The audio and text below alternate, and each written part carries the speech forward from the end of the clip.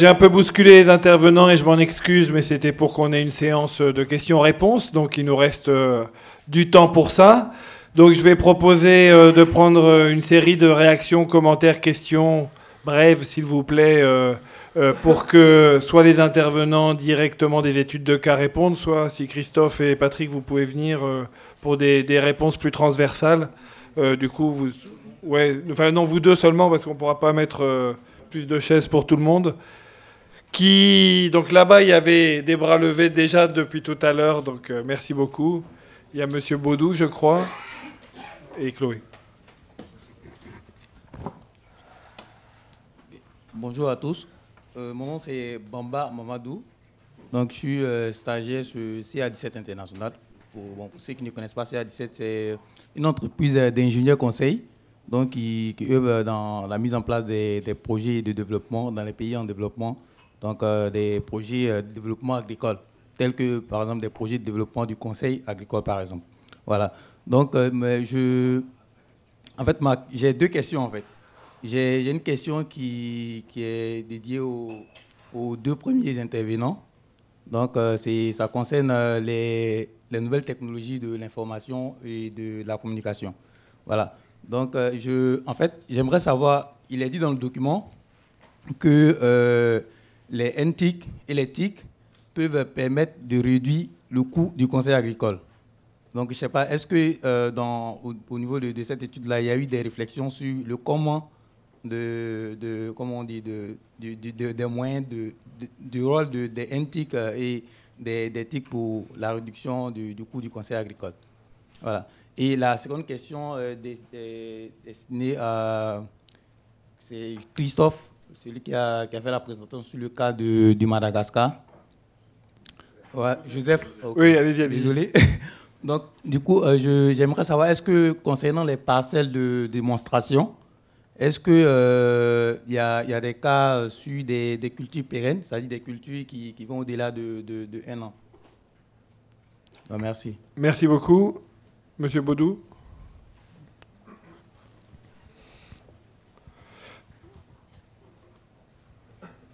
Bonjour à tous.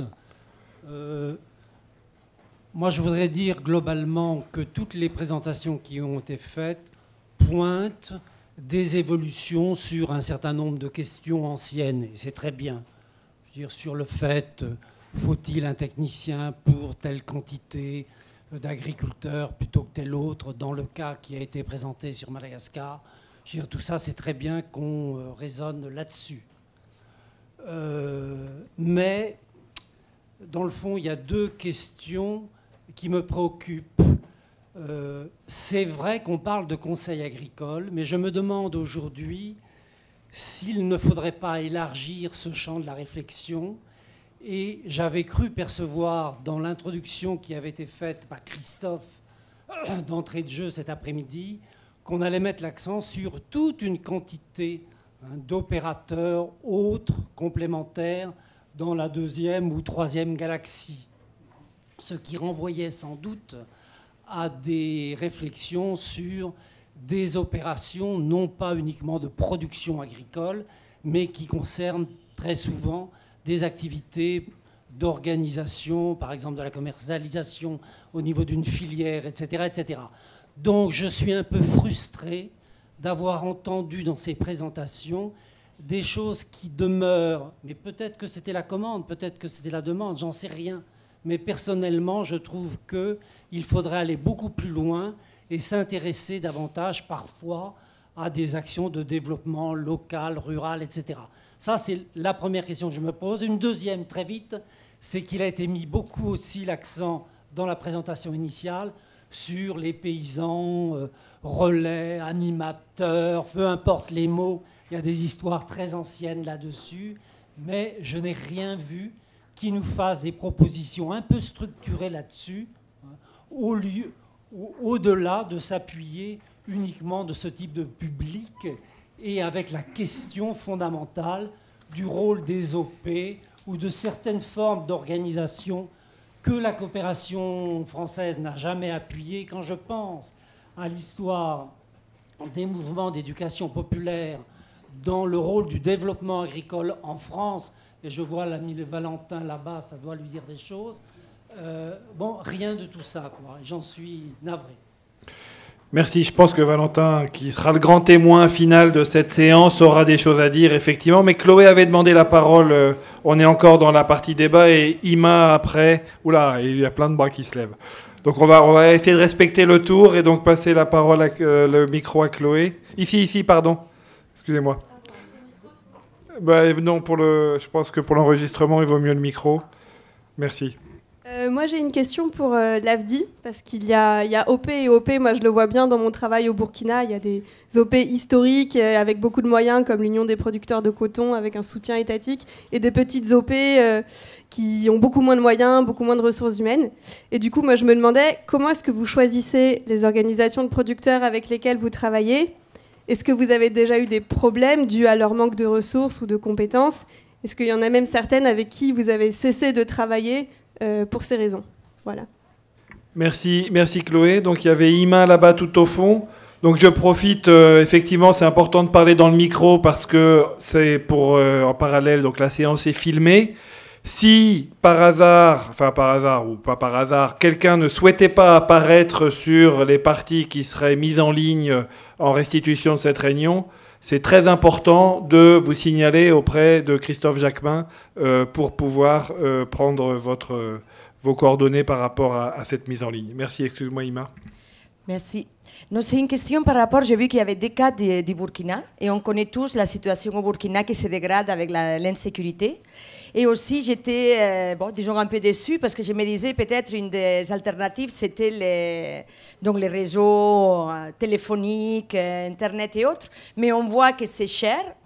Mais voilà, je me disais, est-ce qu'il y a une réponse? Parce que ce n'est pas seulement le Burkina. Il y a maintenant, on parlait de la loi d'orientation agricole au Mali, mais je pense qu'au Mali, voilà, peut-être que l'État il peut intervenir dans un cinquième de son territoire. Et nous aussi, les acteurs de développement. Donc, comment on peut avoir un conseil agricole dans des zones insécures? Ça, en disant que peut-être l'espoir était dans tout l'éthique, mais que ça coûte cher. Mais bon, les mesures de sécurité, les déplacements aussi, ça coûte cher. Donc. Merci Ima. Il y avait deux autres bras levés par là, je n'ai pas vu. Ah, il y a un monsieur là-bas que je crois connaître. Monsieur Goïta. Bien, j'ai la voix qui est cassée. Mamadou Goïta, je viens du Mali et je suis membre du conseil d'administration d'Interréseau. Je pense que je vais juste rebondir parce que l'un des points que je voulais évoquer, c'est par rapport à ce qu'Ima vient de dire. Il y a beaucoup de choses qui sont en train de se passer et on est en train aussi de passer à côté. Je pense qu'aujourd'hui, dans la plupart de ces pays de l'Afrique de l'Ouest, il y a des dispositifs internes des paysans, des organisations paysannes qui fonctionnent relativement très bien.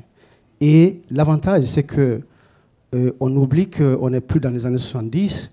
Un pays comme le Mali est monétaire par village comme vulgarisateur, donc payé par l'État, qu'on a démantelé dans les années 80.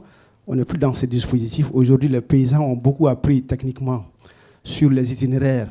Il y a des profils extrêmement intéressants qui sont dans les organisations paysannes. Donc, il y a cette auto-vulgarisation qui s'est faite aujourd'hui et de façon très performante. Donc, dans les bilans simplifiés qui sont initiés aujourd'hui par la plupart des organisations paysannes, l'animation n'est pas seulement, la vulgarisation n'est pas seulement technique, elle est aussi sociologique, elle est aussi relationnelle. C'est-à-dire qu'au-delà de parler de l'itinéraire technique, on essaie d'intégrer au niveau de chaque famille un membre qui va assurer cette extension, parce que le mot extension est vraiment important, en termes de vulgarisation, l'extension des messages clés et en continuant donc, cette animation de proximité, technique mais aussi au-delà, donc pour essayer de travailler sur l'organisation.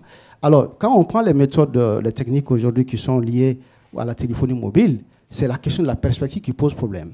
Parce qu'on peut très bien mettre en place un dispositif qui soit un dispositif numérique, mais quel est après? Et après, c'est la question fondamentale qu'on se pose. Si on est dans la logique de la pérennité du système avec l'appui extérieur, la question qu'on vient de poser, on va la poser. Mais si on est dans la dynamique de dire que l'appropriation par des organisations paysannes, avec d'autres types de financements qui sont des financements pérennes, qui sont en train de se mettre en place dans tous les pays aujourd'hui.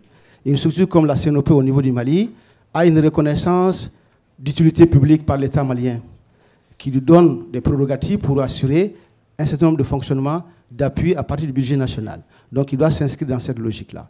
C'est un système périn parce qu'on a des fonds publics qui sont utilisés pour accompagner la dynamique de l'expertise au sein de ces organisations. C'est une nouvelle donne.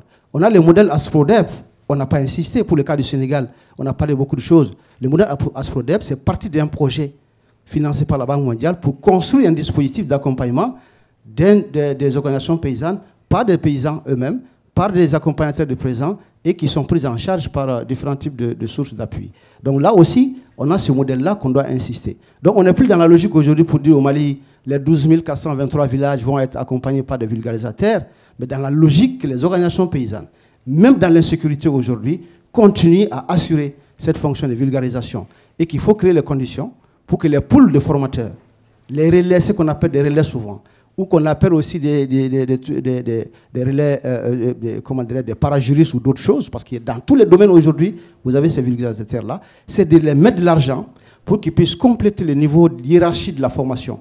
Et l'autre élément qui n'est pas dans la présentation, on a parlé de savoir, savoir-faire et savoir-être, je pense qu'on n'a plus aujourd'hui des débats sur le savoir-devenir, qui est fondamentalement l'élément manquant dans l'expertise qu'on est en train d'apporter à ces organisations. Donc si on veut aller dans un système qui coûte aujourd'hui, mais qui ne va pas coûter demain, il faut que ce savoir-devenir, la capacité d'anticipation, soit une partie intégrante de la formation de ces gens.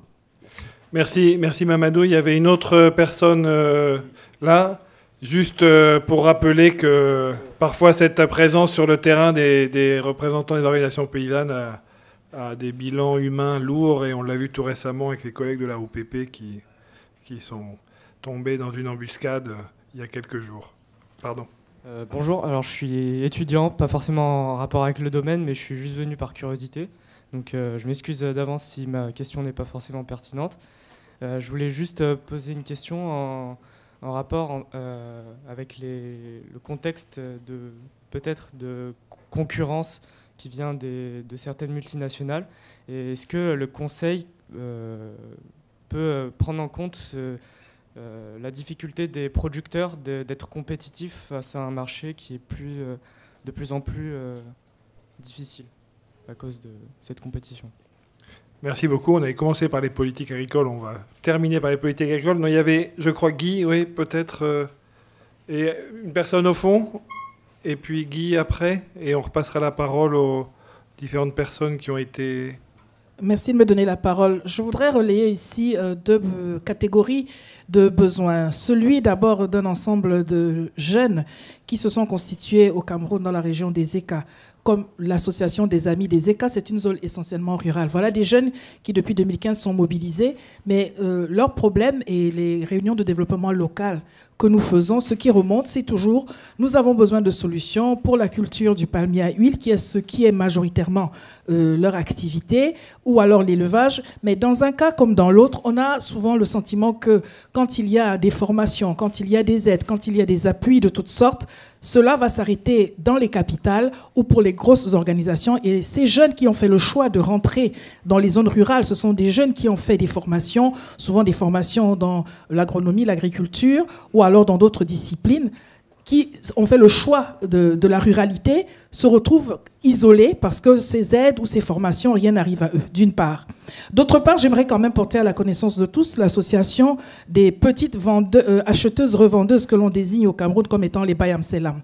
Elles sont constituées en association nationale aujourd'hui 2000 femmes, dont tout le monde au Cameroun, et peut-être à l'extérieur malheureusement, s'accommode à penser qu'elles peuvent demeurer dans l'informel.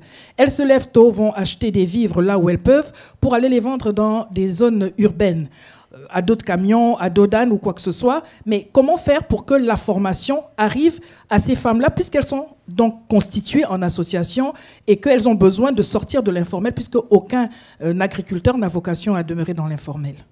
Merci beaucoup.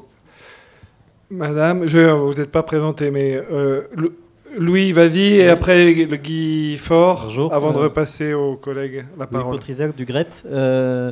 Merci pour la conférence. Je trouvais juste dommage, ça a été mentionné par Patrick en conclusion de sa partie, sur la vente d'intrants liée au conseil, enfin le conseil lié à la vente d'intrants. Nous, c'est quelque chose auquel on est confronté et qui est de plus en plus porté par certains bailleurs publics en Asie du Sud-Est notamment. Et ça pose vraiment question. Enfin, on se retrouve avec des projets qui essaient de conseil, enfin du conseil, des services de conseil qui essaient de promouvoir l'autonomie des paysans, et on est confronté à des services de conseil, des dispositifs qui sont complètement en contradiction politique, avec une vision complètement opposée à ça, et des bailleurs qui trouvent ça très bien parce que c'est pas cher, en théorie c'est censé pas être cher, et être financé par le secteur privé. Je trouve dommage que dans la note ça ressorte pas un peu plus, on le voit, c'est écrit à quelques endroits, mais c'est vrai que c'est dommage que ça apparaisse pas dans une conclusion forte, d'autant plus une note portée par l'AFD, ça aurait été bien, nous en tout cas dans notre plaidoyer, dans les pays dans lesquels on travaille, auprès d'autres bailleurs, ça aurait été bien pour peser. Merci. Guy. Guy Ford du CIRAD, c'était un peu par rapport à cette remarque et quel est le sens et les priorités qu'on peut donner au Conseil. Parce que Christophe, tu as dit finalement on ne donne pas de priorité, ça dépend des situations, on peut faire du conseil technique ou par le CEF ou par... du conseil au niveau des OP, oui, c'est sûr, mais je pense qu'il y a quand même des orientations, c'est-à-dire que le conseil n'est pas neutre. On vient d'avoir un exemple, hein, un prestataire, un fournisseur d'intrants fait du conseil lié à la vente des intrants. Et donc moi je pense que peut-être que dans le document, il y aurait intérêt à ce que l'on soit plus clair sur un certain nombre d'orientations, c'est-à-dire on prône d'une part... la volonté d'appuyer des dispositifs de conseil, un ensemble de dispositifs pluriels. On prône le fait qu'on doit appuyer des services qui appuient les dispositifs de conseil, mais je pense qu'on doit aussi avoir une réflexion pour quel type d'agriculture et quel type de développement on doit fournir ces appuis. Et je pense que c'est une réflexion qui est importante. On a parlé d'agroécologie, d'écologie intensive, de bio. C'est quand même des débats qui tendent de plus en plus dans les pays, et peut-être qu'il faut qu'on soit plus clair. Bon, je suis collectivement responsable puisque j'ai participé à ça. Donc, mais le débat montre qu'on n'a pas été, nous, assez clair là-dessus. Non, mais je suis sûr que tes co-auteurs auront une réponse sur les questions d'encadrement et de régulation.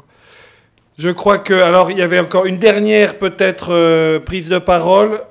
2 dernières prises de parole, monsieur. Et après, si on veut essayer d'avoir quand même un retour des collègues, il faut qu'on leur repasse la parole. Madame. Bonjour, Charlotte Liebog, Afrique Renée du Monde, un think tank dédié à la promotion de l'investissement agricole donc en Afrique subsaharienne.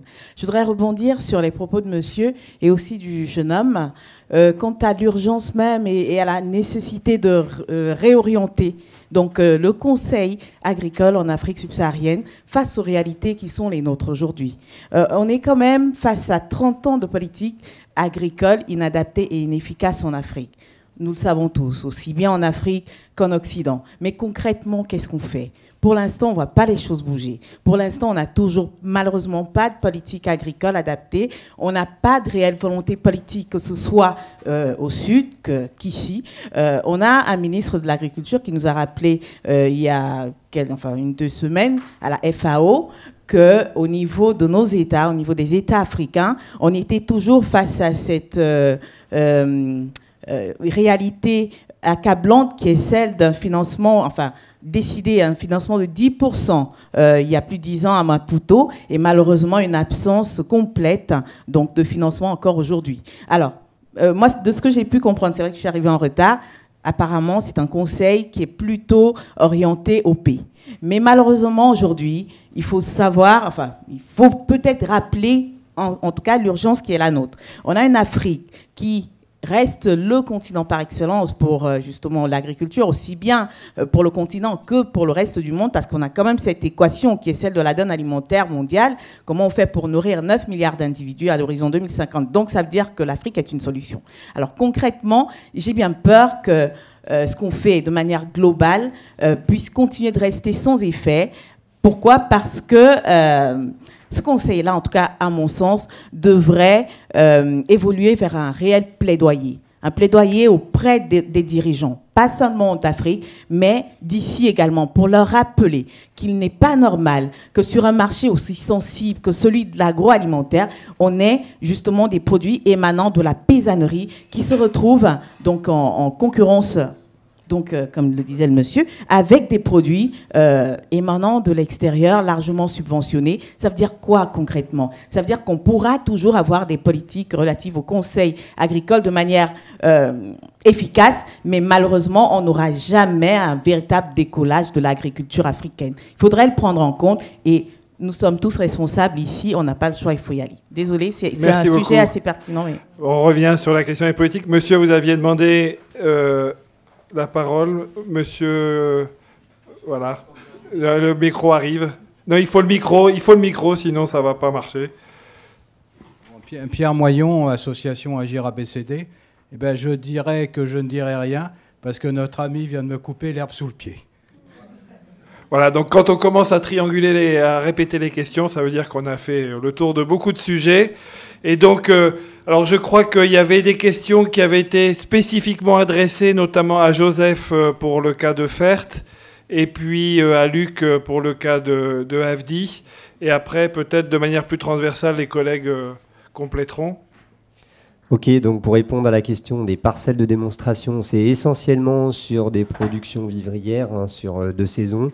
Mais il y en a un peu aussi sur des cultures plus pérennes, en particulier l'arboriculture fruitière. Voilà. Après, je me permets de réagir aussi sur les nouvelles technologies. Nous, on a constaté que ça permettait de rendre le conseil plus fiable, notamment les problèmes de maladies sur les cultures, la possibilité de prendre des photos, de les envoyer, la possibilité d'utiliser des vidéos pour les formations, le GPS sur les tablettes numériques, etc. C'était vraiment plus fiable. C'est pas encore vraiment un effet d'extension du conseil, mais en tout cas de fiabilité. Et enfin, sur les paysans relais, c'est quelque chose qu'on sent dans les pays qui bougent, hein, ça va assez vite. Après, comme le nom le porte bien, hein, paysan relais, on voit que c'est beaucoup un relais de services techniques, mais qui est complémentaire encore d'un métier de conseil qui a un accompagnement plus stratégique de l'exploitation. Donc les deux sont vraiment complémentaires. Merci Joseph. Luc ?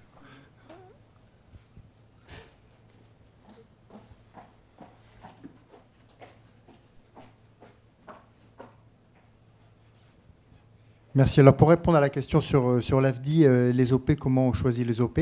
Alors l'AFDI, donc c'est un réseau où c'est régionalisé et effectivement AFDI respecte tous les désirs enfin pas tous les désirs, mais enfin les partenariats des régions, parce que c'est les régions qui décident et qui sont responsables de leur partenariat. Effectivement, il y a des petites OP, il y a des plus grosses OP, sachant que les OP nationales sont gérées par AFDI National, qui est la tête de réseau. Et là, il y a donc une différence. AFDI National est plus à même, de par ses compétences, et de travailler avec les réseaux pour justement créer du plaidoyer pour travailler auprès des États.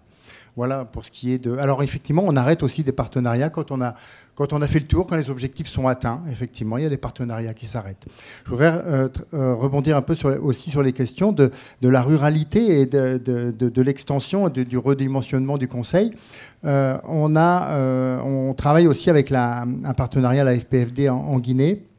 Et justement, pour travailler sur la problématique des jeunes, sur lesquels on n'a pas énormément parlé, il y a une innovation de la FPFD qui est d'avoir un conseiller dédié aux jeunes, maintenant, d'amener un jeune au conseil d'administration, responsable de filière, et sachant que les jeunes, ils nous le disent bien, ils veulent absolument changer de méthode, travailler sur la multifonctionnalité de l'agriculture, sur la ruralité, sur les objectifs. Alors, comme disait Mamadou, effectivement, il faut travailler sur savoir devenir. Et ça, les jeunes se posent la question là-dessus. Et c'est par les jeunes qu'on arrivera à travailler là-dessus, sur les nouvelles dimensions de l'agriculture, sur les nouvelles technologies de l'information et de communication, et toutes ces choses-là. Donc il y a un gros travail à faire sur les jeunes. Merci Luc, Patrick et Christophe. Moi, j'avais quelques points de vue sur l'intérêt des TIC. Donc déjà, réduire le coût, c'est pas le dispositif peut être coûteux, mais si vous, au lieu de toucher 200 agriculteurs, vous en touchez 20 000, bah, vous faites... l'indicateur, c'est le ratio du coût du conseil par rapport à l'agriculteur. Donc, pour la même somme d'argent, vous allez toucher beaucoup plus de monde.